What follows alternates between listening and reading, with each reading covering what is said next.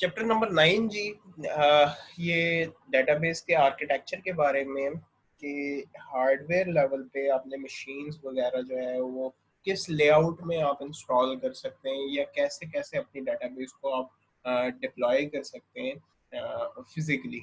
अब हो सकता है कि आपने जो है कुछ क्लाइंट सर्वर आर्किटेक्चर बनाना हो जिसकी बेस पे आपकी डेटाबेस जो है उससे रिलेटेड तमाम जो काम है वो हो रहे हो, या ये हो सकता है कि आपने ओवर द इंटरनेट अपने डाटा को शेयर करना है, अपनी डेटाबेसेस को शेयर करना है, उसके अकॉर्डिंग आपको सेपरेट काम करना पड़ेगा। हो सकता है कि आपकी डेटाबेस का बैकएंड एक ही है, अ, और ये जो डेटाबेस है मल्टीपल फ्रंट एंड्स पे इस्तेमाल हो रही है। हो सकता है मोबाइल एप्लीकेशन आप इस्तेमाल कर रहे हैं, हो सकता है डेस्कटॉप एप्लीकेशन साइमल्टेनियसली आप इस्तेमाल कर रहे हैं, और ये भी हो सकता है कि आप ये देख रहे हो कि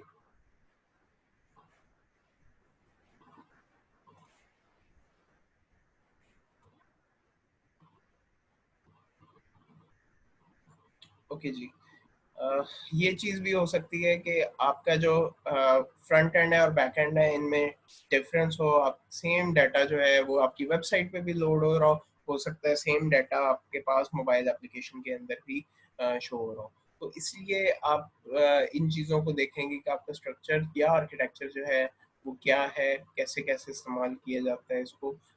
सबसे पहले अगर हम लोग बात करते हैं क्लाइंट सर्वर की, सर्वर क्या होता है? वो मशीन है, ज़रूरी नहीं है कि वो मेन मशीन हो, कोई भी नोड हो सकती है जो किसी भी टाइप की सर्विसेज प्रोवाइड कर रही हो, उसको सर्वर कहा जाता है। अब देखिए, डेटाबेस, अगर कोई मशीन डेटाबेस वाली जो सर्विसेज है वो प्रोवाइड करेगी तो उसको डेटाबेस सर्वर कहा जाएगा। अगर उसके ऊपर आप कोई वेबसाइट रख देंगे और वेबसाइट वो चलाएगा तो वो एक वेब सर्वर बन जाएगा। वो कंप्यूटर या वो लैपटॉप, कोई भी नोड जो नेटवर्क के साथ कनेक्टेड हो, वो शेयर भी हो सकती है और वो आइसोलेटेड भी हो सकती है, इंडिविजुअल भी हो सकती है। तो आप ये भी कर सकते हैं कि अगर कोई मशीन प्रिंटिंग की या फाइल्स डाउनलोड अपलोड की फैसिलिटी प्रोवाइड कर रही है उसको प्रिंट सर्वर सर्वर भी कहा जा सकता है, या जो फाइल्स डाउनलोड या अपलोड की फैसिलिटी दे रही है वो फाइल सर्वर होगा। सो हमारे पास जो है वो सर्वर्स बहुत सारे होते हैं, हर एक का एक डेडिकेटेड काम भी हो सकता है वो सर्वर जो है वो शेयर्ड भी हो। तो क्लाइंट की साइड पे अगर हम लोग देखें, वो मशीन जो आपके सर्वर से सर्विसेज लेती है उसको क्लाइंट कहा जाता है। अब इनके दरमियान में जो रिलेशनशिप है वो बहुत इंपॉर्टेंट है और इनका लेआउट सेट करना ही मेन हमारे लिए चैलेंज होता है। और इसके बाद आपका प्रोजेक्ट या आपका सॉफ्टवेयर या आपकी डेटाबेसेस जिस काम के लिए आप इस कनेक्शन को एस्टेब्लिश करवा रहे हैं वो आप बहुत ज़्यादा आसानी से होता जाएगा। सबसे पहले देखते हैं कि क्लाइंट सर्वर आर्किटेक्चर क्या होता है। बेसिकली मल्टीपल क्लाइंट्स हैं या एक क्लाइंट है और एक सर्वर है, एक सर्विस लेने वाला है और एक सर्विस देने वाला है। तो ये दो मशीन्स जो है वो आपस में कम्युनिकेट करेंगी। ओवर द इंटरनेट भी हो सकता है, ओवर द नेटवर्क भी हो सकता है। ये सिनेरियो टू सिनेरियो वेरी कर सकता है। तो आपस में एक्चुअली जब भी क्लाइंट सर्वर की बात की जाती है तो वही रिक्वेस्ट और रिस्पॉन्स वाली चीज़ यहाँ पे आती है कि जो क्लाइंट है वो रिक्वेस्ट करेगा सर्वर को और सर्वर उस रिक्वेस्ट के अकॉर्डिंग जो रिस्पॉन्स है वो जनरेट करके आपको वापस उसका रिस्पॉन्स देगा, उसका आंसर देगा। हो सकता है कि शेयरिंग जो है वो मल्टीपल लेवल्स की हो रही हो, हार्डवेयर लेवल की शेयरिंग हो सकती है या सॉफ्टवेयर लेवल की शेयरिंग हो सकती है। हो सकता है कि आप कुछ सिक्योरिटी वगैरह इसके अंदर रख रहे हो, लोड को शेयर किया जा सके कि बजाय इसके कि एक ही सर्वर काम कर रहा हो तो उन दोनों के दरमियान में दो सर्वर्स डिप्लॉय कर दिए जाए और दोनों के लोड जो है वो बैलेंस हो जाए। तो लोड बैलेंसिंग वाला सिनेरियो भी हमारे पास हो सकता है क्लाइंट सर्वर आर्किटेक्चर के अंदर। फाइन। हम लोग दूसरी साइड पे बात करें तो सर्वर और क्लाइंट में जो टाइप्स हैं वो क्या क्या हैं देखें। यहाँ पे हम लोग बात करें तो प्रोसेसिंग को मेजरली फोकस किया जाता है इनपुट या आउटपुट की बजाय। अगर कोई भी मशीन, बेशक वो सर्वर हो बेशक वो क्लाइंट हो, दोनों साइड पे प्रोसेसिंग मेजरली जो भी मशीन कर रही होगी वो थिक कहलाएगी, और जो प्रोसेसिंग नहीं कर रही होगी या सिर्फ इनपुट आउटपुट ले रही होगी उसको थिन कहा जाएगा। ओके, देखते हैं थिन सर्वर क्या होगा। थिन सर्वर वो है, जैसे अभी मैंने बात की है, कि वो मशीन या वो सर्वर जो कम प्रोसेसिंग कर रहा हो, जिसके अंदर प्रोसेसिंग जो है वो ऑलमोस्ट ना हो, अगर है तो कंपैरेटिवली बहुत कम है, तो वो थिन सर्वर कहलाएगा।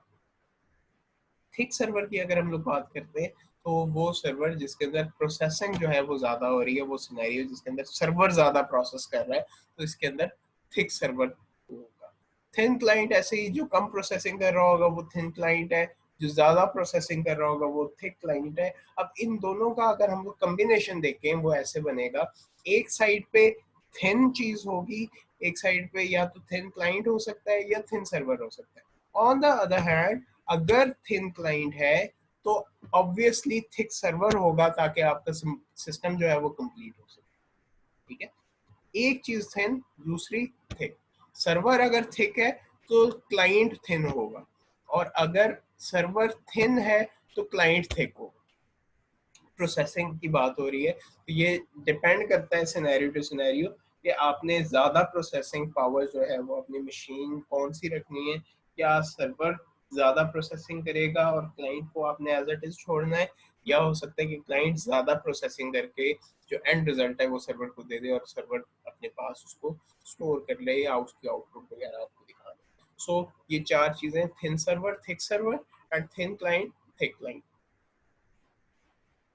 ओके, पार्टीशनिंग एक एप्लीकेशन को आप डिफरेंट लेयर्स की बेसिस पे पार्टीशन कर सकते हैं, ब्रेक डाउन कर सकते हैं। आपने अपनी एप्लीकेशन बनाई है कि अभी क्या हो रहा है, कि देखा जा रहा है कि थोड़ा सा सॉफ्टवेयर इंजीनियरिंग वाला टच यहाँ पे आ रहा है, कि हो सकता है कि आपके पास जो एप्लीकेशन हो वो शेयर्ड हो, यानी कि आप अपना डाटा जो है वो ओवर द डेटाबेस या ओवर द नेटवर्क कुछ चैट या कम्युनिकेशन करवाना चाह रहे हैं।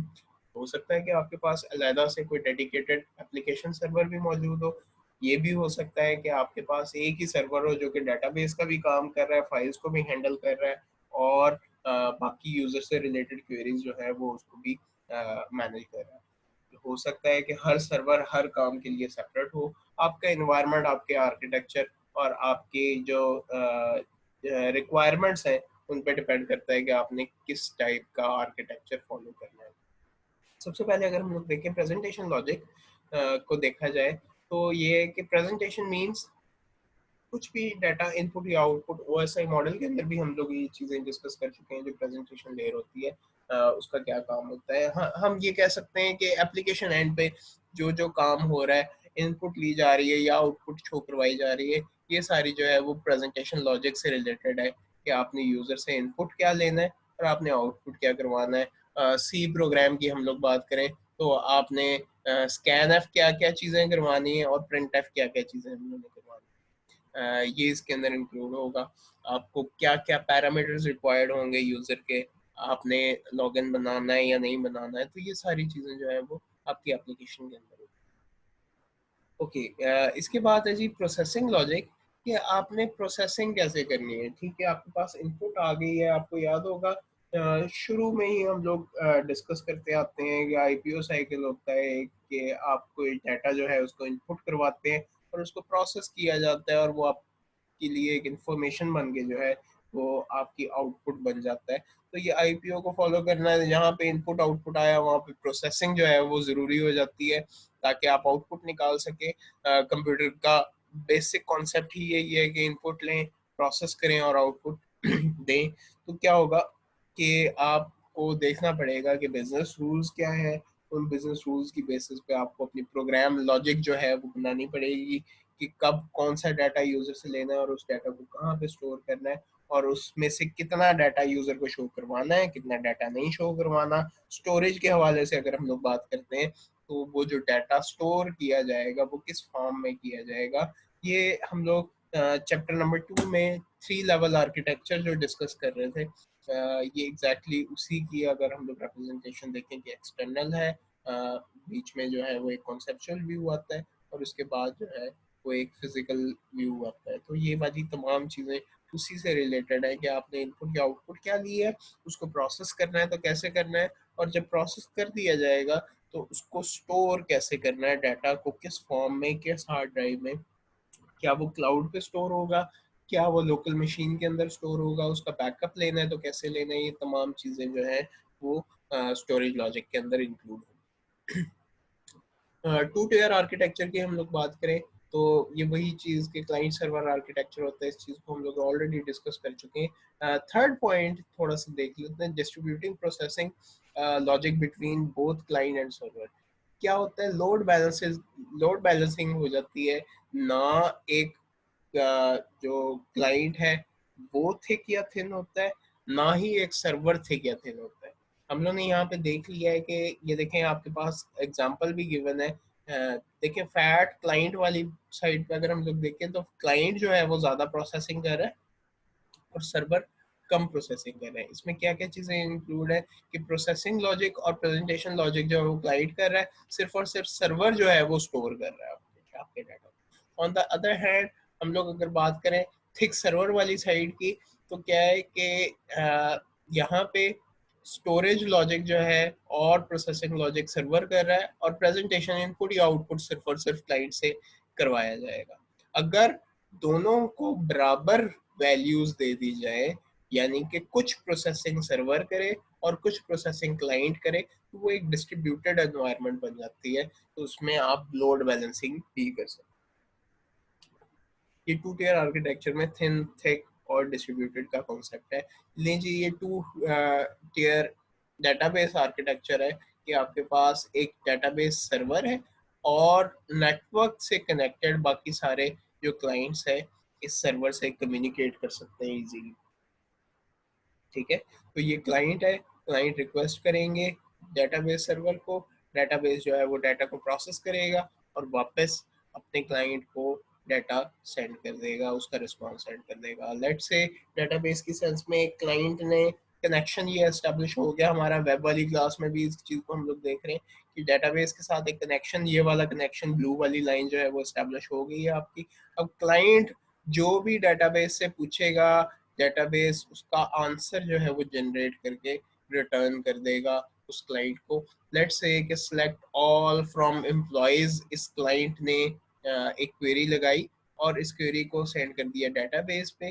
डेटाबेस से डाटा जो भी गेट होना था वो हो गया एम्प्लॉय से रिलेटेड, और पूरे का पूरा एम्प्लॉय टेबल जो है वो रिटर्न हो जाएगा क्लाइंट। ये हमारा प्रोसेस चल रहा होता है, ये वही रिक्वेस्ट और रिस्पॉन्स वाली चीज़ें आ रही। थ्री टेयर आर्किटेक्चर में अगर हम लोग बात करें तो आपकी जो प्रोसेसिंग वाली साइड है, इसमें इसको इन्हांस करने के लिए, आपकी परफॉर्मेंस को इन्हांस करने के लिए डेडिकेटेड सर्वर्स बना दिए जाते हैं, बजाय इसके कि एक ही सर्वर हो जो कि तमाम एक्शंस परफॉर्म कर रहा हो। वही एप्लीकेशन सर्वर है, वही मेल सर्वर है, वही फाइल सर्वर है और वही मशीन जो है वो डेटाबेस से रिलेटेड डाटा भी स्टोर करिए, बहुत ज़्यादा मुश्किल काम हो जाएगा। और एक मशीन जो है वो मल्टीपल टास्क अगर परफॉर्म करेगी तो उसकी परफॉर्मेंस भी कंपैरेटिवली लो हो जाएगी। तो क्या किया जाता है, थ्री टीयर या एन टीयर आर्किटेक्चर बना दिया जाता है। इसमें आप डेडिकेटेड मशीन्स रख देते हैं, डेडिकेटेड सर्वर्स रख देते हैं, यानी कि एक एप्लीकेशन सर्वर हो गया, दूसरी साइड पे डेटाबेस सर्वर हो गया, तीसरी साइड पे क्लाइंट हो गया, या हो सकता है एप्लीकेशन सर्वर ना हो, आपके पास कोई और फाइल सर्वर हो या कुछ और किसी भी टाइप का सर्वर हो सकता है। तो यहाँ पे आपके पास थ्री टीयर जो है वो आ चुके हैं। सबसे पहले क्लाइंट साइड पे है जो कि प्रेजेंटेशन लॉजिक दे रहा है, दूसरी साइड पे एप्लीकेशन सर्वर है जो कि आपकी रिक्वेस्ट को प्रोसेस करेगा अकॉर्डिंग टू द रिक्वायरमेंट्स और डेटाबेस से कम्युनिकेट करेगा। अब क्लाइंट डायरेक्टली कम्युनिकेट नहीं कर रहा डेटाबेस सर्वर के साथ, application server as a middleware यहाँ पे इस्तेमाल हो रहा है। और अब क्या किया जाएगा, डेटाबेस सवाल पूछा जाएगा, क्वेरी की जाएगी और इस क्वेरी का आंसर जो है वो वापस डेटाबेस से एप्लीकेशन सर्वर पे आएगा और एप्लीकेशन सर्वर कुछ लॉजिक अप्लाई करने के बाद आपको उसको प्रेजेंट कर देगी, इसको उसकी आउटपुट देगी। तो ये हमारे पास थ्री टीयर आर्किटेक्चर है। सिमिलरली हमारे पास एन टीयर आर्किटेक्चर भी हो जाता है। अभी थ्री टीयर आर्किटेक्चर की हम लोग डायग्राम देखते हैं। ये देखें जनाब, यहाँ पे क्या हो रहा है कि एक साइड पे आपकी क्लाइंट लेयर है, ठीक है, ये क्लाइंट लेयर है, ये सब सब लोग जो है सारी machines over the network connected हैं। आपके पास एक साइड पे एप्लीकेशन सर्वर है और दूसरी साइड पे डेटाबेस सर्वर है। तो एप्लीकेशन सर्वर जो है अपनी बिजनेस लॉजिक को इम्पोज करने के लिए, इम्प्लीमेंट करने के लिए लगाया गया। तमाम क्लाइंट्स जो हैं वो इस एप्लीकेशन सर्वर के साथ कनेक्टेड है, और ये एप्लीकेशन सर्वर जो है वो डेटाबेस सर्वर के साथ कनेक्टेड है। जो हमारा फ्लो होगा वो ऐसे नहीं है कि क्लाइंट अगर ये ओवर द नेटवर्क कनेक्टेड है तो ये डायरेक्टली तमाम क्लाइंट्स जो हैं वो इस सर्वर से डाटा ले लेंगे, ये तो टू टियर बन जाएगा ना। तो बिजनेस लॉजिक को इम्प्लीमेंट करने के लिए हमें थर्ड टियर की ज़रूरत पड़ेगी। एप्लीकेशन सर्वर हमें चाहिए तो क्या होगा, ये क्लाइंट्स, तमाम क्लाइंट्स जो हैं वो आपकी बिजनेस लेयर पे इस एप्लीकेशन सर्वर पे काम करेंगे, रिक्वेस्ट करेंगे, और ये जो एप्लीकेशन सर्वर है सिर्फ और सिर्फ ये अलाउड है डेटाबेस के साथ इंटरेक्शन करने की। आप ये समझ लें कि एक ऑफिस है या कोई बैंक है जहाँ पे आपने अपने कोई काम करवाना है, प्रोसेस करवाना है, और एक बाउंड्री आपके पास ये है कि आप जाते हैं, बैंक में जाते हैं, और बैंक में जैसे ही आप एंटर होने लगते हैं तो बाहर एक गार्ड खड़ा खड़ा हुआ होता है, आपसे पूछता है कि आप किस काम के लिए आए हैं। तो अगर आप उसको अपनी रिक्वेस्ट बताते हैं और वो आपको कहता है जनाब आप यहीं पे रुकें, मैं आपके जो डॉक्यूमेंट है उसको प्रोसेस करवा के आपको उसका रिजल्ट या उसकी आउटपुट आपको वापस दे देता हूँ। तो ये चीज़ यहाँ पे थ्री टियर आर्किटेक्चर में हो रही है। वो ये कि एप्लीकेशन सर्वर वो एक गार्ड समझ लें या वो केयर टेकर समझ लें, जो कि आपको अलाउ नहीं होने दे रहा कि आप पूरे के पूरे डाटा को व्यू करें। आपको लिमिटेड आपका रिक्वेस्टेड डाटा जो है वो दिया जाएगा, और इसके अंदर भी चेंजेस हो सकती हैं या इसको प्रेजेंट करने का अलग अलग वेज हो सकते हैं। वो क्या कौन काम कर रहा है, वो एप्लीकेशन सर्वर काम कर रहा है। एन टीयर आर्किटेक्चर की अगर हम लोग बात करें तो मल्टीपल टीयर आ जा सकते हैं। हो सकता है कि इसके अंदर वेब सर्वर भी इंक्लूडेड हो सकता है कि कोई एक फाइल सर्वर, कोई किसी भी टाइप का सर्वर इंक्लूड हो सकता है। इसमें मल्टीपल लेयर्स आ जाती हैं सर्वर की, और हर सर्वर जो है वो अपना एक डेडिकेटेड काम कर रहा होता है। ये एन टीयर आर्किटेक्चर है, और इसकी एग्जांपल यहाँ पे गिवन है कि आपके पास क्लाइंट है, एक साइड पे वेब सर्वर है, दूसरी साइड पे एप्लीकेशन सर्वर है। अब फ्रंट एंड वगैरह HTML से रिलेटेड जो भी चीज़ें हैं वो वेब सर्वर हैंडल करेगा, और जो एप्लीकेशन लॉजिक है वो एप्लीकेशन सर्वर जो है उस पर इम्प्लीमेंट करेगा, आपकी डेटाबेस से डाटा गेट करके लेके आएगा, और दोबारा से उसी फ्लो में आपका डाटा जो है वो चलेगा। अब यहाँ पे एक एग्जांपल दी जा रही है एनटीआर के अंदर कि यहाँ पे आपके पास ड्राइवर्स का मौजूद होना जरूरी है। अब हार्डवेयर लेवल पे जब आप बात करते हैं, जब भी मशीन्स की इंटरेक्शन होती है तो आपको ड्राइवर्स जो हैं वो ज़रूरी होते हैं। जैसे हम लोगों ने PHP के अंदर भी माई एसक्यूएल आई कनेक्ट का इस्तेमाल किया है। वो क्या करता है, माई एसक्यूएल सर्वर को कनेक्ट करवा देता है आपके एप्लीकेशन के साथ। तो क्या हो रहा है कि हम लोग एप्लीकेशन लेवल पे डेटाबेस के साथ कनेक्शन एस्टेब्लिश करवाएंगे। जब भी आप डेटाबेस कोई भी डेटाबेस से रिलेटेड इंफॉर्मेशन गेट करने के लिए कुछ कॉल करेंगे तो आपके डेटाबेस का कनेक्शन रिक्वायर्ड है। जब डाटा रिटर्न हो रहा होगा तब भी डेटाबेस का कनेक्शन रिक्वायर्ड होगा। तो ये कनेक्ट करने के लिए क्या किया जाता है, ड्राइवर्स जो हैं वो इस्तेमाल किए जाते हैं। हर कंपनी का, जिस कंपनी की आप डेटाबेस इस्तेमाल कर रहे हैं, बेशक वो ओरेकल है, बेशक वो माई एसक्यूएल है, बेशक वो आप एसक्यूएल सर्वर का इस्तेमाल कर रहे हैं, DB2 का इस्तेमाल कर रहे हैं, साइबेस का इस्तेमाल कर रहे हैं, जो भी डेटाबेस सर्वर है आपको उसके अकॉर्डिंग जो है वो ड्राइवर सेट करने पड़ेंगे ताकि आपकी मशीन, आपकी एप्लीकेशन कम्युनिकेट कर पाए आपकी डेटाबेस सर्वर के साथ। ये यहाँ पे चीज़ें हैं, एज अ मिडिल वेयर इस्तेमाल हो रहा है। इसके बाद अगर हम लोग बात करें, बजाय इसके कि आप हर एक मशीन ड्राइवर लेवल पे एक डेटाबेस बन गई है, आपको क्या करना पड़ेगा, अपनी एप्लीकेशन की लॉजिक को चेंज करना पड़ेगा हर बार जब भी आप डेटाबेस की टेक्नोलॉजी चेंज करेंगे। आपने अगर साइबेस को यूज़ करना है तो आपको कुछ और ड्राइवर्स रिक्वायर्ड होंगे। अगर आपने माइक्रोसॉफ्ट एक्सेस को यूज़ करना है तो आप एप्लीकेशन के साथ आपने अटैच करना है तो आपको कुछ और कोड लिखना पड़ेगा। आपने अगर माई एसक्यूएल के साथ कनेक्ट करना है तो आपको कुछ और कोड लिखना पड़ेगा। एसक्यूएल सर्वर के लिए आपको एप्लीकेशन लेवल पे कुछ और कोड लिखना पड़ेगा। ड्राइवर्स चेंज होते जाएंगे according to the database type. तो क्या किया जाता है, ODBC का इस्तेमाल किया जाता है, ओपन डेटाबेस कनेक्टिविटी। ये एक मिडलवेयर के तौर पे इस्तेमाल हो रहा है, बजाय इसके। आपको याद होगा जावा में दोनों क्लासेस में जावा पढ़ी हुई है, MSc IT और BSSC में जावा पढ़ाई जाती है। तो इसमें हम लोग क्या चीज़ है जो कि जावा को प्लेटफॉर्म इंडिपेंडेंट बनाता है, वो यही है कि प्लेटफॉर्म इंडिपेंडेंस अचीव तब होती है जब आपका कोड जो है वो किसी और वर्चुअल मशीन में चलता है। JVM, अगर आपको याद हो, जावा वर्चुअल मशीन, कि आपका जो कोड है, आपका सोर्स कोड जो है वो जावा वर्चुअल मशीन पे चलता है और ऑपरेटिंग सिस्टम को जावा वर्चुअल मशीन हैंडल कर रही होती है। जो भी आउटपुट जनरेट करनी होती है वो according to the operating system JVM निकाल के दे देती है। तो ये बहुत ज़्यादा आसान हो जाता है। सिमिलरली JVM के तौर पे डेटाबेस के अंदर जो है वो ये ODBC काम कर रही होती है, open database connectivity, regardless of type of the database being used. जो भी डेटाबेस आप इस्तेमाल कर रहे हैं, जो भी टेक्नोलॉजी इस्तेमाल कर रहे हैं, अगर आप ODBC इम्प्लीमेंट कर लेते हैं तो अकॉर्डिंग टू द डेटाबेस खुद ब खुद जो आपकी एप्लीकेशन लॉजिक है वो इम्प्लीमेंट हो जाएगी, डेटाबेस से डाटा फैच होना स्टार्ट हो जाएगा, बजाय इसके कि हर डेटाबेस की टाइप के लिहाज से हमें सेपरेटली कोड लिखना पड़े।